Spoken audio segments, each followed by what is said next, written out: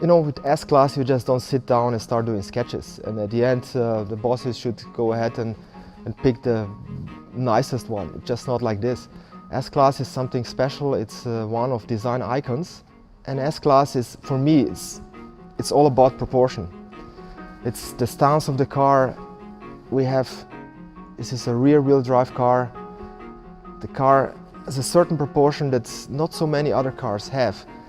And that's the thing that you have to, let's say, be aware before you start doing first sketch.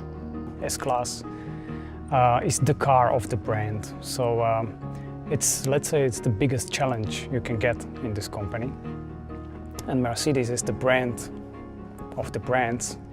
I start to thought about the company, the brand, what is the value, what is the character, what are the customers, yeah, what is the whole world of the brand, to find the way how to express it then later in a particular proposal for the interior. The brief was to do something emotional, something that would attract new customers to the brand of Mercedes. So you have people who would maybe perceive Mercedes as more established, safer looking cars or conservative cars for older people. And the brief was really to attract new customers to the brand.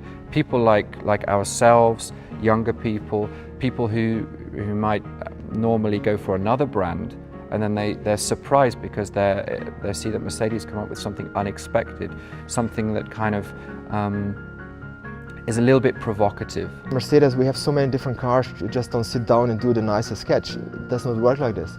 You have to know what your goals are, and S-Class does not really stand alone. It's at the end a big family of, let's say, familiar features, familiar body language. Everything at the end must make sense. For me, it's more a living space for the passengers and the driver than a car, a common car. It's kind of a living space. So the message is like, feel good, feel relaxed, enjoy your drive, or enjoy your being passenger, or enjoy being a passenger on the back seats of the car. How I want people to react when they see this car is to look twice, is to not look at the car and then look away and look at other cars. When this car is in traffic, people should stare at it a little bit longer than they would a normal car, and not people who are necessarily interested in cars. You know, for me, the success of a car is when a little kid smiles at the car and points at it when he's crossing the road and you're at the traffic lights, or people who wouldn't necessarily buy car magazines or watch car programs. It's pure, it's sensual, has something to do with nature. You know, we say our design is always warm, it's human, it's not technical, it's not sharp, it's not hard. You want to touch it. This is for me definitely the major inspiration comes from nature. So all these, let's say, long lines or very, very soft surfacing, very round surfacing. Everything is in transition, very sculptural. This is definitely pure nature. We very much looked at the way wind sculpts sand. So sand dunes, how you get in the desert, you get these very, very large sand dunes which are very soft and flowing, concave and convex shapes. And then as the sand hits the top, as the wind hits the top of the sand dune, you get this very defined edge. So there's this sort of contrast between the soft, sculpted sand dunes and the defined edge which the wind creates as it hits the top of the sand dune. And you can see that actually on the surfacing of the CLA. This is my job, you know, me as exterior designer. So I have to give you a feeling, yes, it's familiar, it's S-Class. It's coming home feeling. It's not something that it could be anything. Oh, I don't mind, it's just a big car.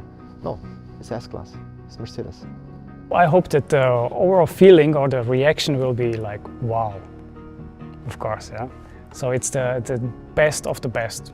That was our approach, to make the best car of the world. It's our flagship of our brand, so we put in a lot of effort into to achieve this goal. If I'm driving the car and people look twice at the car, then it gives me a good feeling. You can tell if someone's impressed or not.